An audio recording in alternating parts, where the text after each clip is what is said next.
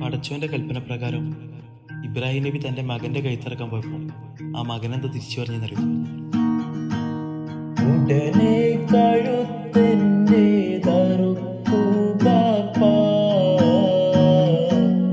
ഉടയോൻ തുണയില്ലേ നമുക്ക് ബാപ്പാ. ഉടനെ കഴുത്തിന്റെ തറുപ്പു ബാപ്പാ, ഉടയോൻ തുണയില്ലേ നമുക്ക് ബാപ്പാ. ആറ്റക്കനിമോനെ ഇതാ നിന്നെ ഏറ്റവും സുഖം എൻ്റെ മനസ്സിനിപ്പോ.